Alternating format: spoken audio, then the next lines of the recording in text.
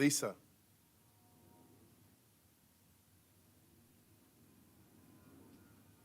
You're going to have to come around.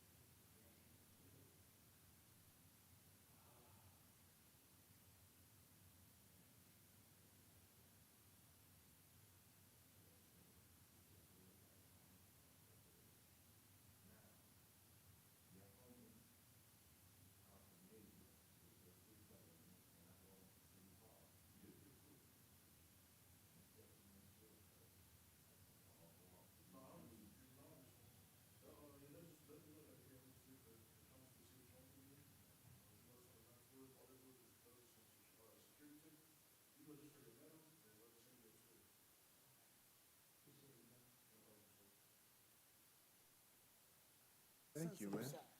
All right. Okay, we're going to call to order the council meeting of Tuesday, March 14th. We stand for the pledge. Pledge allegiance to the flag of the United States of America and to the republic for which it stands, one nation, under God, indivisible, with liberty and justice for all.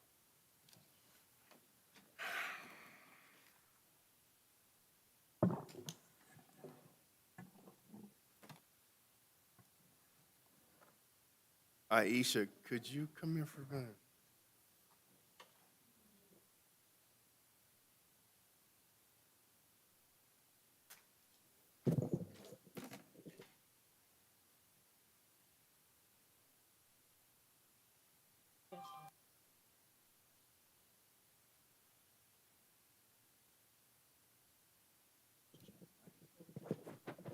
That's me. This is me.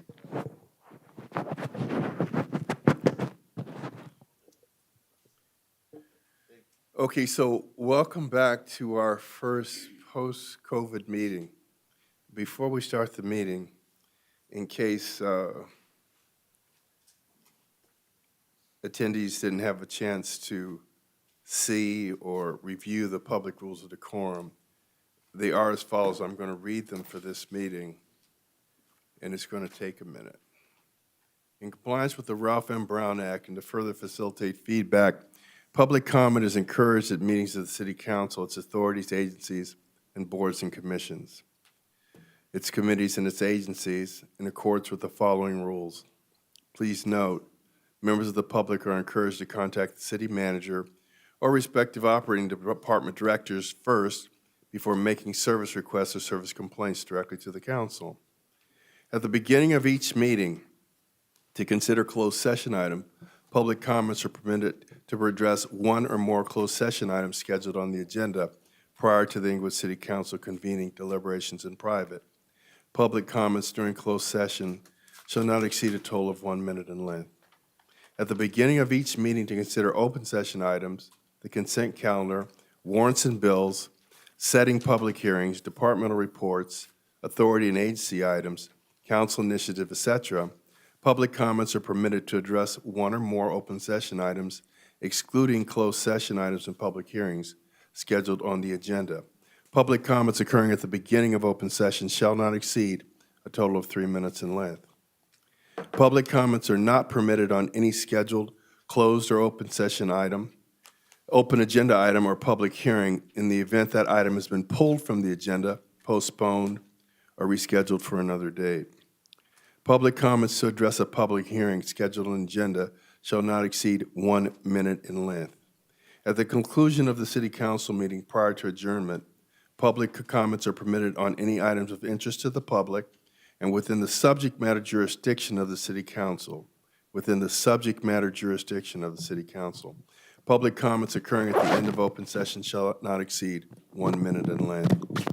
The mayor or the presiding officer of the meeting may, at his or her discretion, restrict or grant additional speaker time based on such considerations as the agenda length, volume of speakers, complexity of the item, or the looming threat of the loss of a quorum.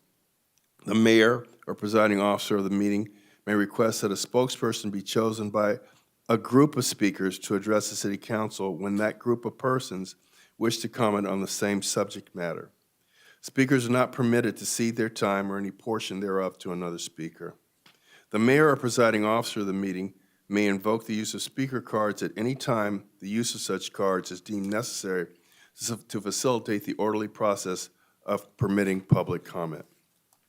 All public comments are to be directed to the mayor or the presiding officer and not to any other member of the public or to any single council member, authority, agency, board, commission, or committee member unless in response to a question from that member. Any person making a public comment who wishes to provide written or other materials to the mayor and council must first request permission to approach the dais. If and when that permission is granted, materials will be given to the sergeant at arms for distribution. Commenters must be civil and respectful when addressing the mayor and council members and making reference to others. No person attending a public meeting shall engage in disorderly or boisterous conduct, including but not limited to applause, whistling, feet stamping, booing, or making any loud, threatening, profane, abusive, personal, impertinent, or slanderous uttering or comments. No person is allowed to disturb, disrupt, or otherwise impede the orderly conduct of the meeting. Members of the audience and speakers shall not wear or display signs, placards, banners, hats, costumes, or similar items at any time in the council chamber that obstruct the view of the legislative body or audience members, or which create sufficient disruption to impede the orderly conduct of the meeting or to intimidate other attendees of the meetings. Persons making public comment should not routinely expect to receive answers to questions posed during their remarks.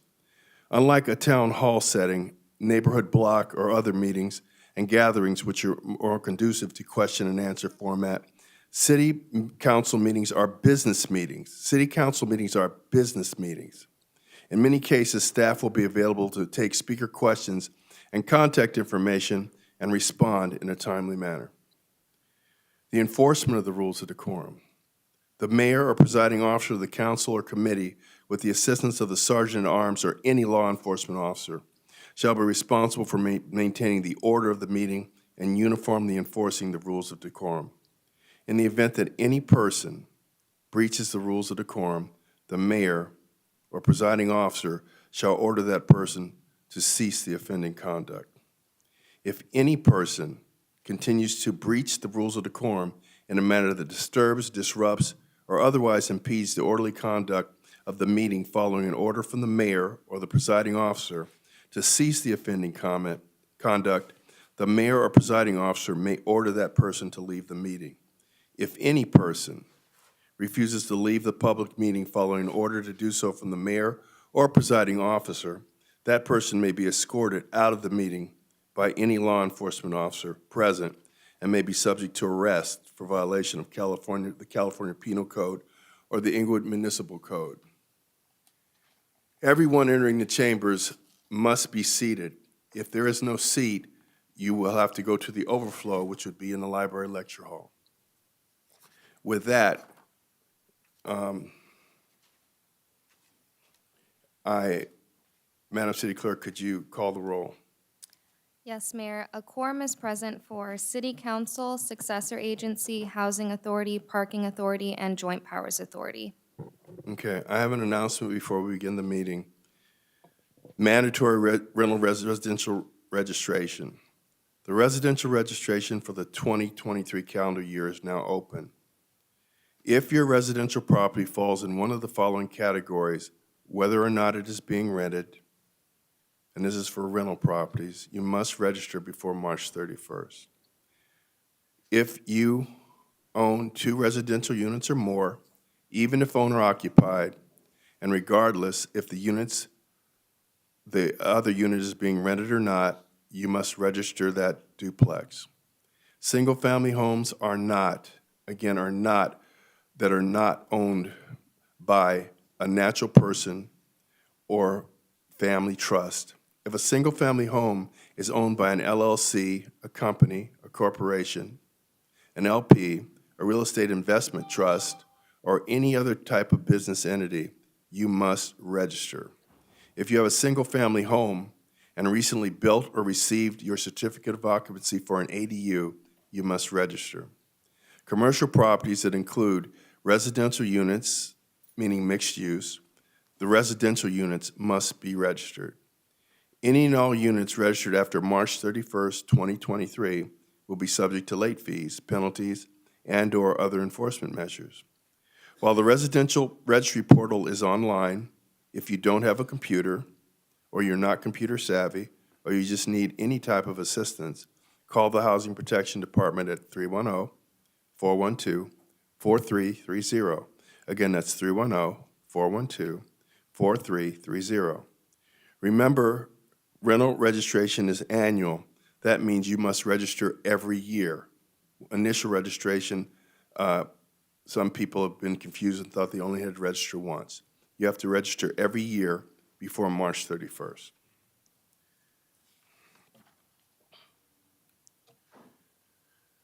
Public comment. Any persons wishing to address the City Council, Successor Agency, Housing Authority, Parking Authority, JPA, on any item of the agenda other than the public hearing may do so at this time. Excuse me, Mayor. We received a public comment that was received and passed out to the mayor and city council members. Thank you. Are there any speakers that wish to comment? Very careful because the rules of decorum are longer than the Bible. Oh, Lord. I ain't gonna hear half of that. Okay, Mr. McCoy, let's be quiet right now. Okay, that is not on the agenda, and see, you're not going to be permitted to do this anymore. So speak on something on the agenda right now. So let's talk about the presentation from Inglewood Transit Connect. There's a lot of unanswered questions, and it seems like you guys are just railroading it. Now, your initial numbers. I need you to stand behind the glass, all right? The initial numbers, those numbers don't exist. Those numbers don't exist. The staff report, you didn't make it available because it's on the agenda. Now, if you read the application you submitted for funding, you wrote an adamant, affirmative defense of this project, saying there was no public opposition. Mr. McCoy, you're going to have to stand behind the glass. It's there for hygiene reasons. Hockey reason. Oh, I'm sorry. You wrote the definitive statement, there was no opposition, sir. Impossible. You're ramming this project down the residents' throats. You guys don't even have the respect to give a staff report. Now you just run up some staff report right now because these are games. The same consultant that's presenting here today pushed a measure and Measure I. And secretly, I found the document, because all black people ain't stupid, that she suggested that money diverted to the people mover. So we haven't answered that question yet. That was based off the fiscal emergency you declared. That's still in existence because you haven't had a legislative motion to end that fiscal emergency. So tell the truth and shame the devil. I would not walk down this path with you. Y'all better stop walking down this dangerous path with this man. That cost the district councilman in District 1. And it's no coincidence they're doing these home registration after the election. He's an evil person. You're making it personal. Let's go. Mr. McCoy, Let's go. More register. Mr. McCoy, quiet. Mr. McCoy, if you make one more personal comment, you'll be taken down. All right? Career that indicates, no matter how smart you try to portray, that you have a definitive expertise to say this project's ready to go. And your math ain't mathing. You ain't got the money for this project yet. Oh, 27 seconds. I ain't lost hope.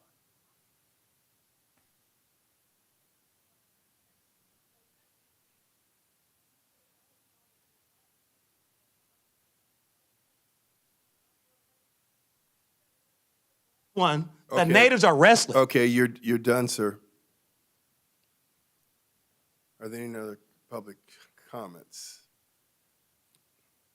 Is anybody over at the library lecture hall that thought there was overflow? Oh, I thought I was gonna be here, but you have to walk over there? All right, thank you. With that, item 1, CSA 1 and H1. Warrant register. Move allow payment. Second. Council member, Madam City Clerk. council members, successor agency, and housing authority members Dotson, Aye. Padilla, Aye. Morales. Aye. Falk. Aye. Mayor Chairman Butts. Aye. Madam City Clerk, PH1. Public hearing to consider adoption of a resolution adopting the relocation plan for the Inglewood Transit Connector Project. Continue the matter till April 4th, 2023 at 2 p.m. And we're going to have a presentation of the Inglewood Transit Connector Business Relocation Plan. And if we don't get the opportunity to comment, you're going to be responsible for that, okay? And so is this guy. Members, good afternoon, Mayor. We're here to just give an overview of the relocation plan and the outreach efforts to date and our continuing commitment to do outreach throughout the process. Again, you do know about the project. Here to talk to you about the goals and the substance of the plan, the type of relocation assistance. We have a number of relocation assistance specialists in the room today. If you could please raise your hand. Again, talk about the outreach and what steps we're going to take moving forward. So again, I think everybody knows, why we're here, and this project has continued to advance at a record pace because of what it does. It not only achieves significant ridership for transit, it really is designed to reduce traffic congestion during event days and to help, again, support your climate change goals.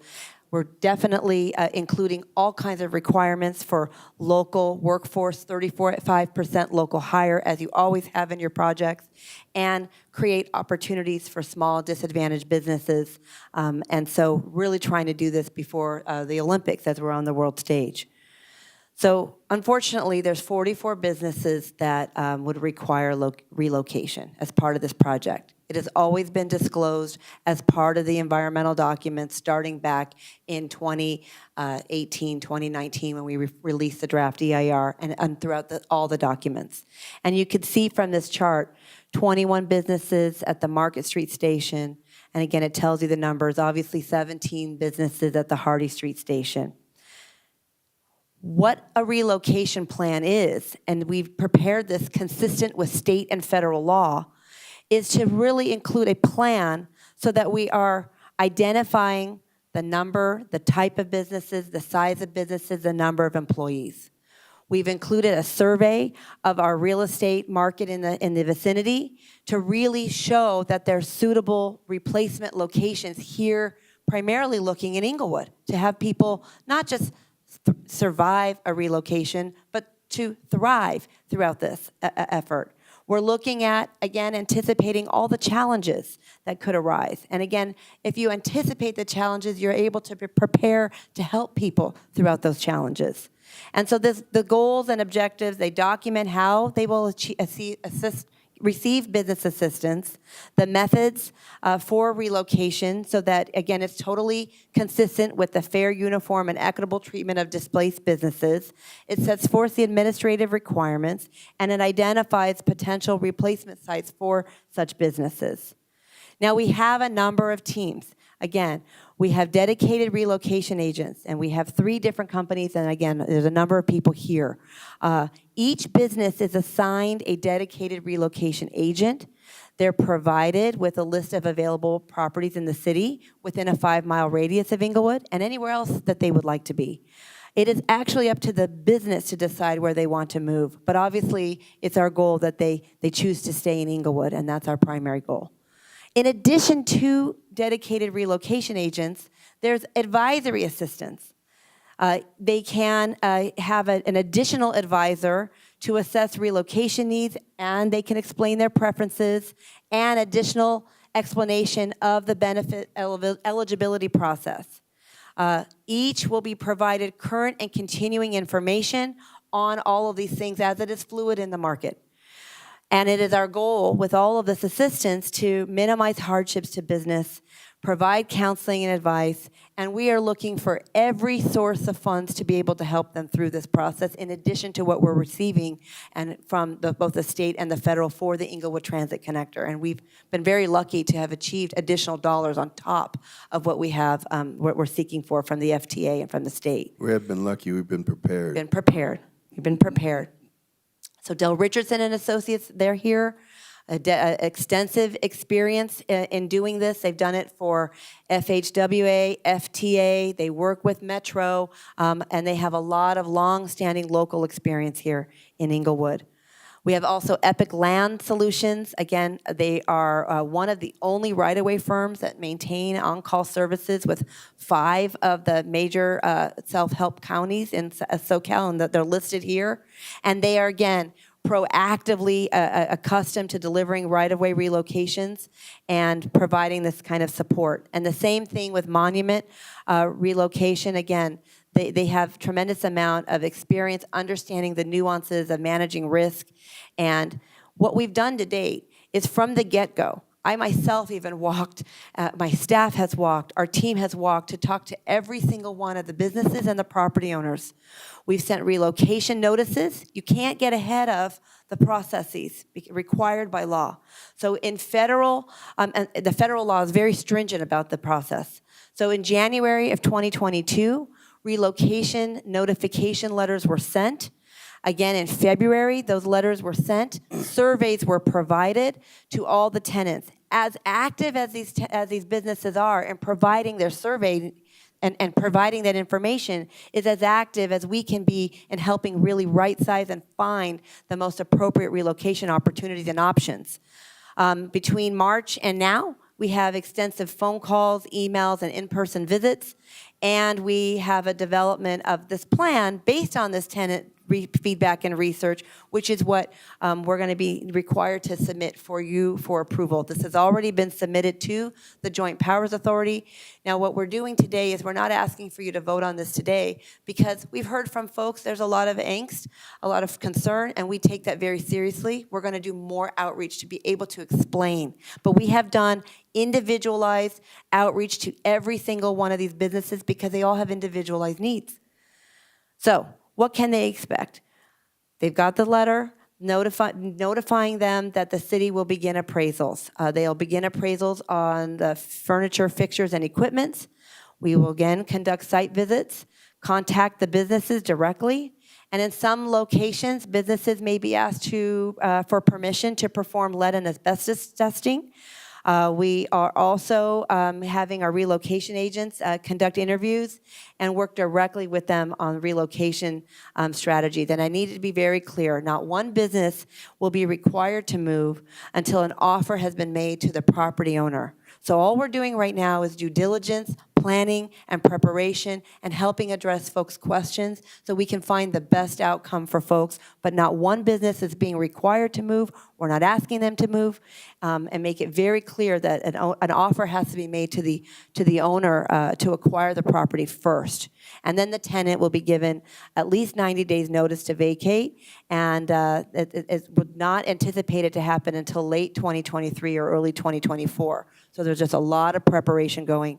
And again, there's a lot of different kinds of financial assistance, moving expense payments, business reestablishment, and goodwill as well. And then again, as I mentioned, we have been prepared for the moment, so we have additional sources of funds. Again, Assemblymember McKinnon gave us an earmark for $9 million. Congresswoman Maxine Water gave us another earmark for downtown revitalization. All of these pots are also going to be considered because we're going above and beyond to take care of our businesses here in the city. But yet we have to follow federal procedure. And so the teams are in place. There's a timeline so that we can meet our schedules to be able to do, again, have this program be up and running by the Olympics. And we are looking to set this, for your approval on April 4th. But in the meantime, we're going to continue this hard work. Direct communication with businesses, like we have shared information at different open houses and walks, more information out in the field from newsletters, social media postings, and newspapers, working with the chamber as well. Going to host another open house. We invite anybody and everybody to attend at the Senior Center. It's now set for March 29th from 5 to 7. And continuing, again, a lot more educational information and being available and present out in the field. I think it's also important to note that while this is about business relocation, we're thinking holistically about business support programs per the direction of the council and the mayor. Looking at providing financial assistance to small businesses to help offset anything that could happen during construction. This is not about the people being relocated. These are about businesses that may have some needs during construction.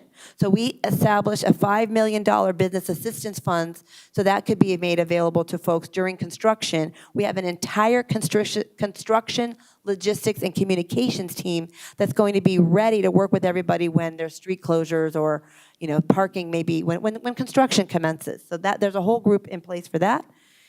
And in addition, we received $8.5 million, a separate fund, to help do facade and tenant improvements for downtown Inglewood businesses. Streetscape, facade and tenant improvements, and including renovations of the Fox Theater, should that project ever come to fruition as well. So this is the type of proactive work we're doing across the board. And again, we're going to be very out in the field talking about the 16% disadvantaged business enterprise requirements. We went above and beyond 30% participation for small, local, minority, women, and veteran-owned businesses, not just during construction, but during operations. And we have a project labor agreement that follows the lead of what you've already started for 35% local hire for the construction, working also proactively to come up with apprenticeship programs for youth and for people who want to get involved here. So I know this is a lot to digest. I just wanted to make it very clear how much we care. And so thank you if you have any questions. No, I have a question. hold on one second. Councilwoman, do you have a question? Thank you, Mayor. First of all, I want to say thank you so much, Lisa. I think that you have been doing a great job communicating with residents and trying to get the word out about ITC and answer questions. And I like your presentation today, and I like where you're going as far as being transparent with the community and being able to address concerns that come up.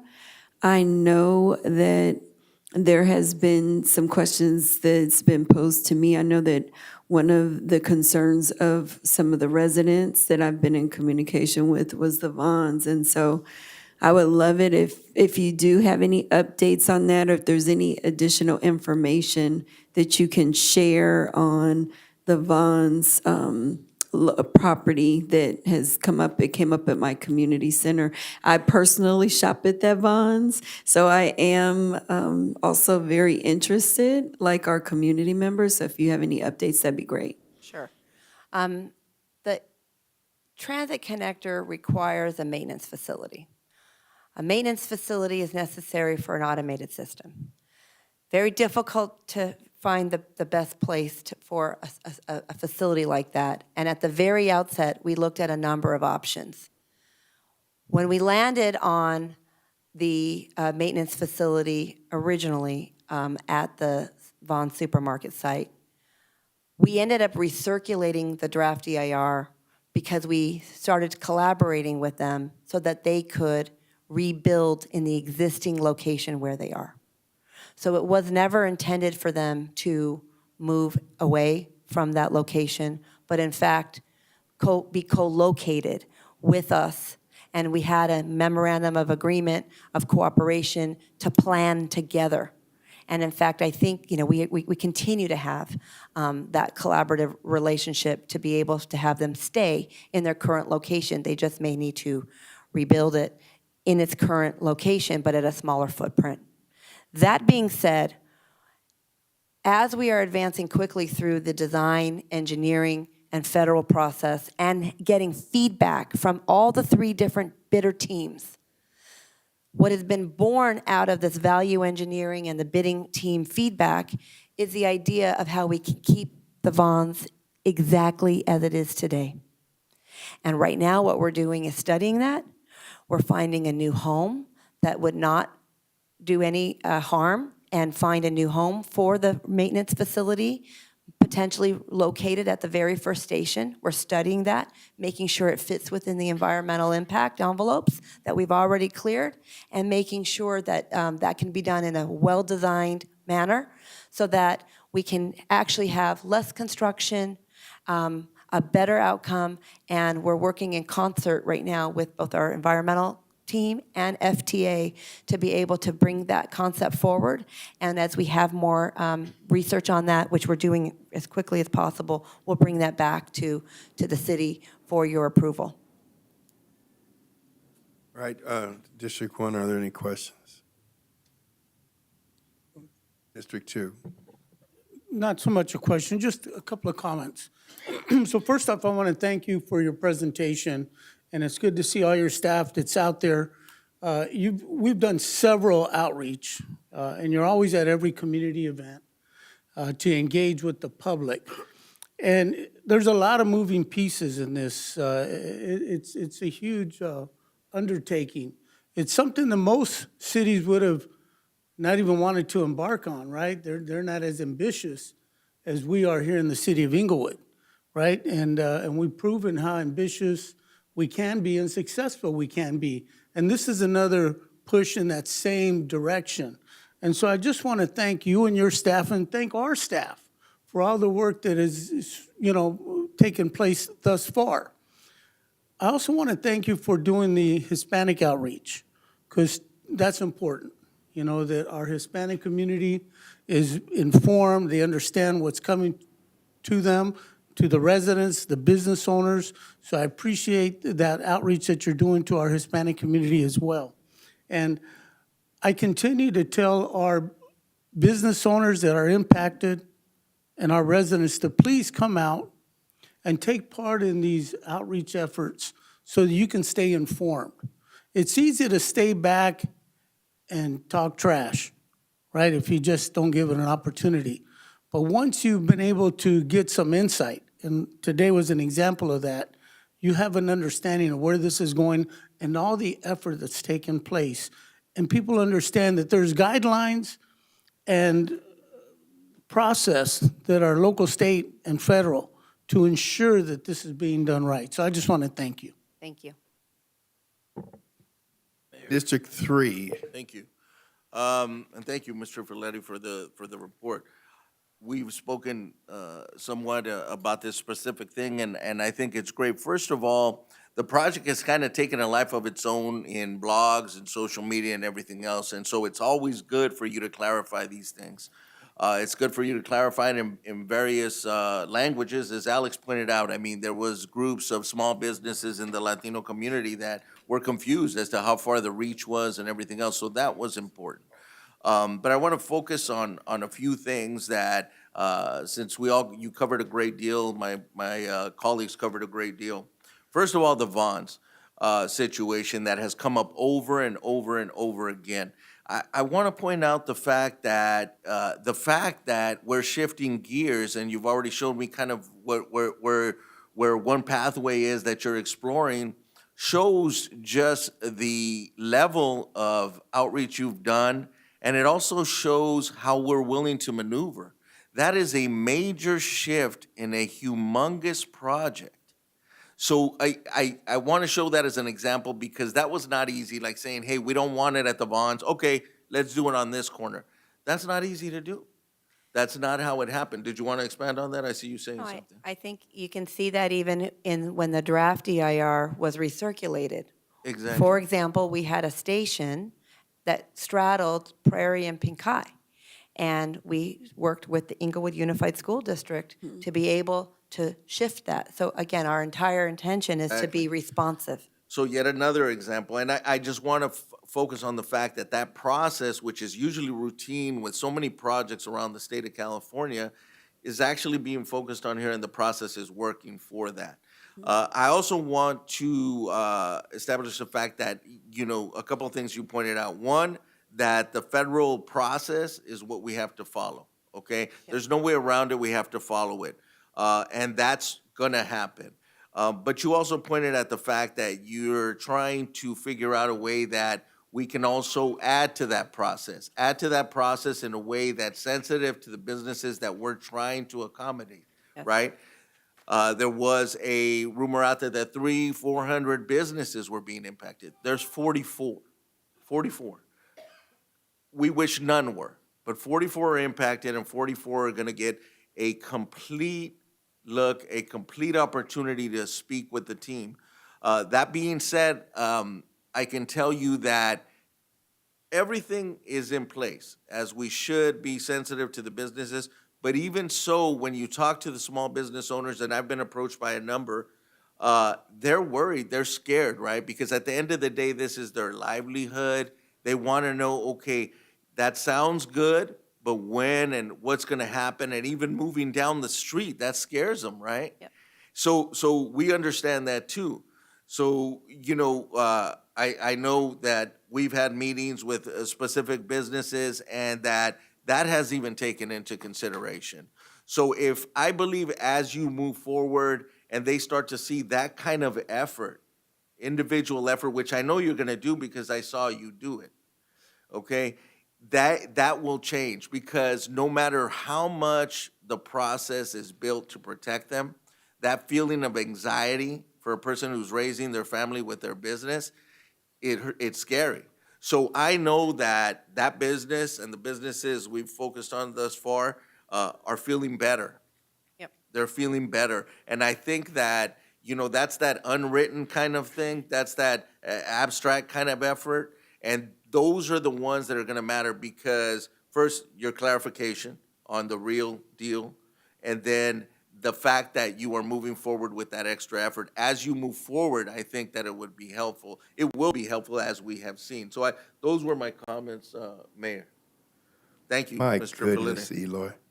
I have to tell you that all council comments were on point, but you took all the oxygen out of the room. And I'm sorry, I brother. feel so superfluous sorry. at this point. That was outstanding. Thank you. So all I'm going to say is, holistically, let's look at this.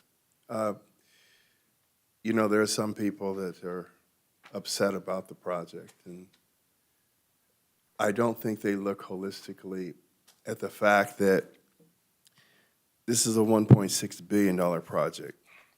Cities of our size could never have been expected to even embark upon such a project, because there's no way that a city of this size, 9 square miles, 110,000 people, could ever hope to compete for statewide and federal, countywide and federal money.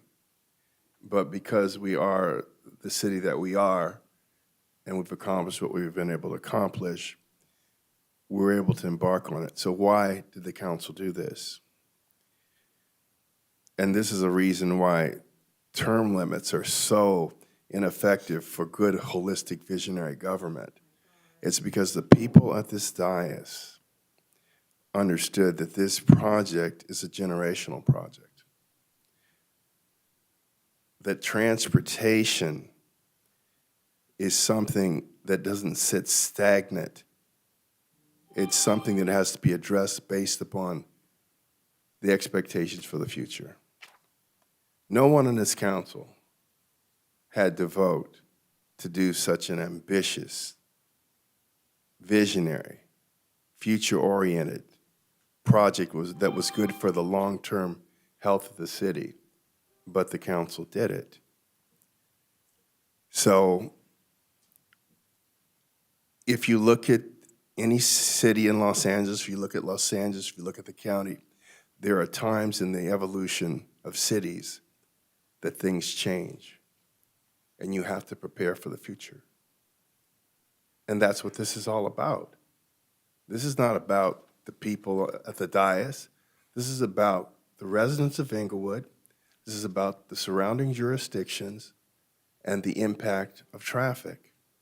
With this project, you could have people fly into the CTA of LA International Airport, take the people mover that'll be finished in a few years to the consolidated rental car area where the K line meets, take the K line to the ITC, come to any of the venues, to a concert, a football game, a basketball game when the Intuit Dome is done, a concert at the Forum, and enjoy it, get back on the ITC, get back on the K line to the airport, and have never rented a car, never had a car on our streets. That's unheard of, unless you're talking about someplace like New York. So this is not about, I don't understand when people complain about the council extending themselves to prepare the city for the future. That's what this is about. This is about the future. So I want to thank you, Ms. Trifoletti. You've been under a lot of pressure, and you and your team have done a great job. Thank you very much. Thank you. Thank you. Item 1, CSA 1 and H1. Go ahead. Warrant, we did that, Mayor. We need to adopt? We did that one. Excuse, hold on, hold on. We're Oh, on, well, consent excuse me. calendar. We're at the consent calendar, I'm sorry. It was such a good presentation. Started over. Consent calendar, items 2 through 11. So moved. Second. Sorry, Madam- Mayor, may we do item 2 separately, please? Okay, all right, so items 3 to 11. So moved. Second. Madam City Clerk. Council members Dotson. Aye. Padilla. Aye. Morales. Aye. Falk. Aye. Mayor Butts. Okay, item 2, I'm going to abstain on voting on January 24th, And I will be abstaining on January 31st. I was absent as well. okay? Move approval. Approval of the, No, okay, so no, hold on a second. Now we need a first and a second. I'll move. All right, now, Madam City Clerk. sorry. That's okay. Approval of the minutes of the meetings held on January 24th, 2023, and January 31st, 2023. Move approval. Second. Madam City Clerk. Council members Dotson. Aye. Padilla. Aye. Morales. Aye. Falk. Aye. Mayor Butts. Aye. DR1. Staff report recommending that the mayor and council members adopt a resolution authorizing the city manager or his designee to submit a joint application on behalf of the city of Inglewood with Venice Community Housing and the city of Santa Monica to apply for grant funding from the California Department of Housing and Community Development for the Affordable Housing and Sustainable Communities Program. Move adoption. Second. Second. Madam City Clerk. Council members Dotson. Aye. Padilla. Aye. Morales. Aye. Falk. Aye. Mayor Butts. Aye. DR2. Resolution of the Inglewood City Council confirming and ratifying the emergency proclamation of the mayor relating to the recent frigid winter storms. Move adoption. Second. Madam City Clerk. Council members Dotson. Aye. Padilla. Aye. Morales. Aye. Falk. Aye. Mayor Butts. Aye. A1. Thank you, Mayor. There's no other reports from the city attorney's office. CM1. Thank you, Mayor. There are no oral reports from the city manager's office. Thank you, Mr. City Manager. CC1. No reports, Mayor. Thank you. Did you check with Aisha on that? Yes. CC2. Monthly Treasurer's Report for the month ending January 31st, 2023. Receive and file. CI1.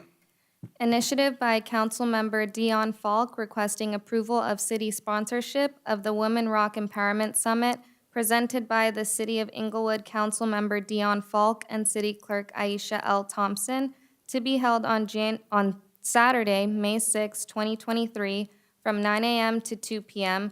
at the Inglewood Senior Center located at 111 North Locust Street, Inglewood, California, 90301. Move approval. Second. Are any of us invited? Or- Everyone. To bring welcomes. Okay. Then Madam, you gotta go. It's for women, no. Madam City Clerk. Council members Dotson, Aye. Padilla, Aye.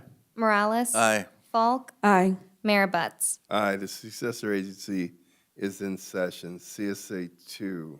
Approval of the minutes of the meetings held on January 24th, 2023, and January 31st, 2023. So moved. Second. Madam City Clerk. Successor agency members Dotson, Aye. Padilla, Aye. Morales, Aye. Falk, Aye. Chairman Butts. Oh, I'm sorry. Abstain. I'm sorry. I'm sorry. I needed to abstain there. Can we retake the vote and rescind that vote, Mayor? I'm sorry. Okay, so move to rescind. Second. Madam City Clerk, would you call a vote on the rescension? Yes. Successor agency members Dotson, Aye. Padilla, Aye. Morales, Aye. Falk, Aye. Chairman Butts. Aye, now, CSA 2. Thank you, Mayor. We just rescinded the vote. Now we're going to take the vote again. We're going to do the real vote. Okay. Individually, okay. Approval of the minutes of the meetings held on January 24th, 2023. So moved. Second. Madam City Clerk. Successor agencies Dotson, Aye. Padilla, Aye. Morales, Aye. Falk, Aye. Is that right? You're right. Okay. Chairman Butts. Abstain.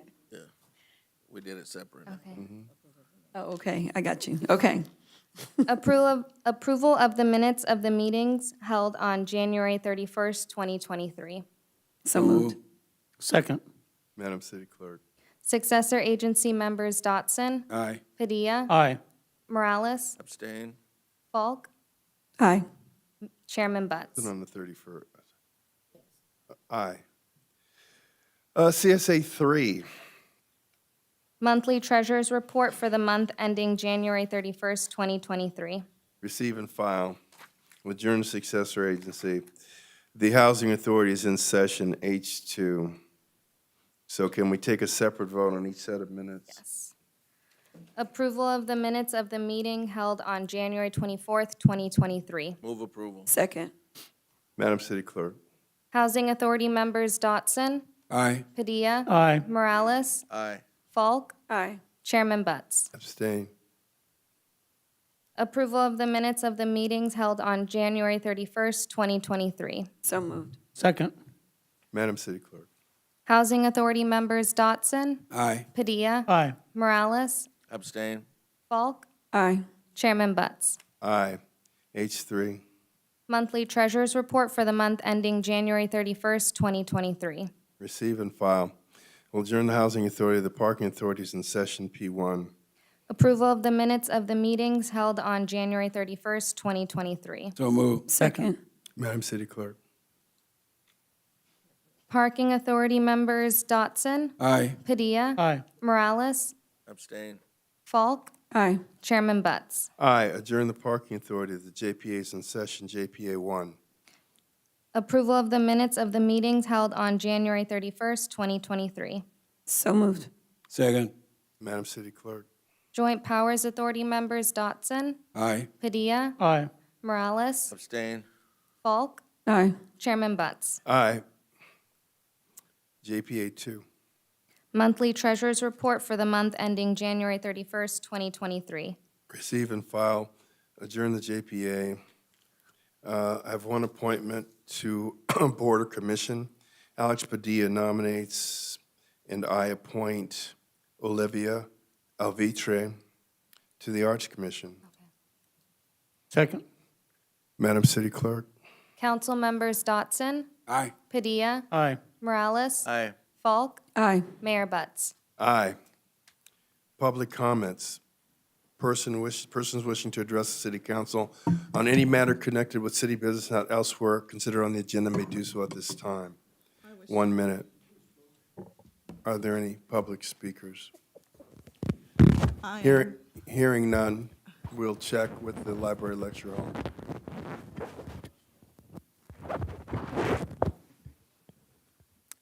I'm Paola Aliaga, and I'm a resident of District 3, and I'm not for the transit connector. Unfortunately, well, first of all, let me compliment the staff on presenting a really wonderful plan. Obviously, putting it under the guise of education and outreach and reaching out to the businesses and letting them know that they're there every step of the way. Unfortunately, the plan that is set forth will not whitewash this administration. There's a lot of mistrust with this administration based on the actions and discretions and the fact that there is so much money that is being doled out from what we understand of the state audit to certain members of the administration. That seems to be a part of an inner circle. A lot of the reports that we're hearing basically, verge on corruption. And for any 44 businesses to be hesitant about trusting this administration, you can't blame them. I definitely am on board with that. Now, I would be on board with this transit connector if we had term limits. Ma'am, And those term ma'am, your time is up, but we'll give you 10 seconds. Talk about term limits. limits are important. They're part of our democracy. They're part of our foundation. We Actually- need those. actually, they're And not. Mayor, please do not interrupt me. They actually not. No. Thank you. And with that, we'll close public comment. Are there any mayor and council remarks? Councilman Dodson. Thank you, Mr. Mayor. First, I want to congratulate Trip Eddie on such a wonderful report. And you covered the one thing that I was really interested in was bonds. I've got so many calls about bonds. So what you said will help a lot of these people who are calling me. So I thank you for that, and I thank you for a wonderful report. I was fortunate enough to go to the signing of the beam. What amazing building they're building over there. And the guys who are working there, they are as proud of that building as we are. Mr. Balmer, I thought he was going to jump out the roof. He's so excited that this building is almost completed, and it's going to be state of the art. So it's something you're going to want to see and you want to attend. I'm pointing at my signature, so I got a chance to sign it. And just a note. Inglewood has people who are working there. They've made up to $10 million working on this project. So that's a comment to this council and to the mayor, because most places don't insist that they have local hire, and local hire was what put those guys on this job. I'm having a shredding event on April the 8th, 2023, from 9 to 12 at District 1's ICOP Center, 2901 Manchester Boulevard. This one will be a little bit different. So come and have a cup of coffee and have a sandwich or whatever. So I'll be looking to see you out. Make sure you mark your calendars for this date. Those of you who have been holding your paper, let's get it done. Thank you so very much, and everybody have a wonderful day. Thank you. Councilman Padilla, District 2. Thank you, Mayor. A couple of quick things. This coming Saturday, the Inglewood Unified School District is hosting a enrollment and resource fair right there at the football field at their headquarters on Inglewood Avenue. and that's this Saturday from 11 to 2. So I strongly encourage any of the families that have children in our Inglewood Unified School District to come out, get to learn more about what's happening with our local schools and to ask questions. You know, so many folks always say they don't get a chance to talk one-on-one directly with staff from the school district. This is a great opportunity to do that. So I hope to see you there again this Saturday from 11 till 2 o'clock. I also want you to save the date. We all know that having an emergency, earthquake, some disaster, it's going to come. It's just a matter of when. But what's just as important is to be prepared, to know what to do, to be a problem solver instead of a problem during a disaster, to be able to be there for your family, for your loved ones, to be able to think sensibly, take positive action, and perhaps save a life. And so on Saturday, March 25th, from 10 a.m. until 2 p.m. at Rogers Park, we're going to be doing a disaster preparedness fair. And I'm looking forward to seeing everyone out there. I want to thank Brian Walker and Crystal because they have put in a lot of time and effort to make sure that we as Inglewood residents and the surrounding community are going to have some great presentations and be able to answer people's questions. So when folks walk away from there, you will be better prepared. So please save the date, Saturday, March 25th, Rogers Park, 10 to 2, for our Disaster Emergency Preparedness Fair. Thank you. Oh, one quick thing, Mayor, sorry. Okay. I'd be remiss here. You know, yesterday we heard some very unfortunate news. A gentleman that has been involved in our Inglewood community for many, many years. He's also on the board for the South Bay Work and Investment Board. Wayne Spencer passed away. Mayor, if you would close in his honor. Wayne was a gentle giant, a good guy, and may his soul rest in eternal peace. I also would ask that you close for a friend of mine, Yolanda Casillas, that unfortunately died too soon as well. That darn cancer has been impacting so many of us. And so my thoughts and prayers out to the Casillas family, and may her soul rest in eternal peace. Thank you. Councilman Falk, District 4. Thank you, Mayor. A few things. I want to start off with our Women Rock Empowerment Summit. I'm so excited. Madam City Clerk and myself are teaming up again. We make a good team, don't we?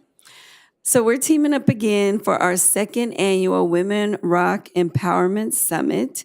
And we are happy to announce that we are releasing our early registration for vendors. So if you are interested in being a vendor at our wonderful event, please contact us at 310-412-8605.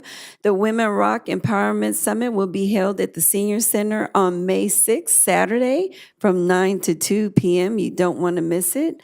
And we will be also announcing when the registration opens for the attendance. So set your calendars and be ready to attend. It's going down, May 6th. It's going down. Also, I want to thank District 4 residents for coming out to the community meeting that was held Wednesday, March 1st at Hollywood Park Casino. We had a lot of great residents come out, and in fact, we actually had Lisa Trefoletti, in addition to so many others, come out and present. She presented on the ITC, but we also had our Chief of Police, our new acting Chief of Police, come out, and Lieutenant Meeks, our lieutenant for District 4. We had Angela Williams come out, Sabrina Barnes, our city manager, Artie, was there. Artie Fields came out and greeted the crowd. So and then of course, Mayor Buds and my councilmen, Eloy Morales and George Dotson. I think Alex, what were you doing? You were eating or something. He And she said you were eating. didn't make He it. had to polish his bowling I ball. might I'm have gonna been get home. you, Alex. I I'm might gonna have get been you. home eating, Polishing his bowling but I was ball. home. He called me the next day. He was like, "I'm so sorry, Dion, but I'll be at the next one." That's But what happens when you don't remind folks. and then my commissioners were out there as well. So I just want to thank everybody. We will have another one in the fall, but it was really good, and I just appreciate all of the support and all of the presentations and all of the information that was provided to District 4 residents. Also, we participated in the Intuit Dome topping ceremony. Tuesday, March 7th. I think we got a few shots of that. We were in the house. There we are. That was such an exciting event because Intuit Dome is coming along, y'all. It's happening, and they are making great great milestones over there with completing that project. I'm sure the mayor is going to have something to add as well. He was one of the presenters there, and he did a great job as usual representing the city of Inglewood. We appreciate you so much, Mayor, for all that you're doing. And so that was a really great event. Glad that I was able to participate there. We had a good time celebrating with the Intuit Dome representatives. So I'm gonna close, Mayor. I have two folks that I would like to close in honor of. The first one is very sad. We have one of our youngest residents in District 4 that was hit by a car a few weeks ago. His name is Oscar Lopez. And that's the little angel right there. He died. And his mom, Wendy Lopez, I went and visited the family, and she was taking it pretty hard. She's doing a little bit better, but please keep her in your thoughts and prayers for that sweet little angel right there that has gone on too soon. Also, we have it's my sorority sister. Her husband passed away on Sunday, and he was very young, and he's gone on too soon, too. His name is Ernest Nicholas. Both of the families are very active in Inglewood, participate in organizations and clubs, and he was a wonderful, wonderful man, and we will miss him dearly. So please also keep your thoughts and prayers for Ernest Nicholas as well. Thank you, Mayor. Thank you, Councilman Morales, Just District briefly, 3. everything was covered, but I do want to say that, the Clippers are coming. They did a great job of kind of showing off the last beam. All the players were there. It's nice to see like an owner of a property that spent so much be so excited of being here. So that was a great event. Also want to spend some time talking about Wayne Spencer. Just spoke to him maybe 3 weeks ago. He was telling me that I believe his business hit the 40-year mark. I believe what he was telling me is he is the oldest black-owned security company in the country. So that was a big feat, and he played a key role here on a variety of different commissions. And just a great person, great guy. May he rest in peace. Thank you, Mayor. Okay. I think I have some pictures, but because I never show pictures, I don't know what he's going to put up. So go ahead, Thomas. For some reason, I had pictures this time. So coming up first. Oh, my goodness. What was that? Oh, That was 5 years ago. what was that? Where was that? That was 5 years ago. Well, anyway, there were a lot of good. That's the mayor's form. That's what? The mayor's form. Oh, yes, yes. I was in Culver City for the third time. They had a mayor's forum. That's the mayor of Santa Monica and the mayor of West Hollywood. And we put on a forum there at the old Helms bakery site. Yeah. Helms Bakery. Yeah. So, yeah. Okay.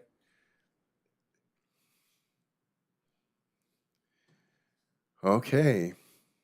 It's me and some exceptionally good-looking children. Now, where was I there? Oh, you know what? I was at La Tierra. Stay out here, I was, Thomas. Just I stay out was, here. this is like Saturday Night Live. Read No, across America. no. This is Read Across Right here, America. squirrel. I was at La Tierra School. I do that every year, but I didn't recognize the wall. I didn't recognize the wall. But go ahead. All right, what's the next one, Thomas? More Read Across America. I got that one. More Read Across America. You can't get tired of kids. And this is the Inglewood Teen Center right underneath the library. They had an anniversary, and we came and helped them celebrate it. I believe George was there. The county administrator for schools was there, and of course Jan Vogel. And it was a very nice event. Now this is Rolling Loud. I couldn't wear a suit to it, so I wore Letterman's jacket from Crenshaw High. That's what they said. And then they put like the pyrotechnics out for me. I've never had pyrotechnics. So we welcomed a new crowd to the city. You know, they were so concerned to have a safe event because usually these things are like out in Coachella and Fontana, you know, out in open fields and whatnot. And they just took every effort to make sure it was a safe, orderly event. It extended over 3 days, 50,000 people on Friday, 70,000 people on Saturday, and another 60,000 people on Sunday. And it was event free, but it was a nice thing. And then, of course, you know, Steve Ballmer has been a great partner for the city. They had the beam topping ceremony for the Intuit Dome. It's our third major venue. If you go back to the Forum reopening in 2014 and moving on to SoFi Stadium, and now we have the Intuit Dome. Well, actually, then we went to the YouTube Theater and the NFL Network's headquarters, and now the Intuit Dome, which will be the most magnificent basketball arena in the world. One of the most significant things is going to have 119 restrooms. Okay? And that's the end. And so you guys know I'm not used to this because I never have pictures. With that, we're going to close the meeting in the name of Wayne Spencer, Oscar Lopez, Yolanda Casillas, and Ernest Nicholas, and we're adjourned. Thank you, Mayor. Good.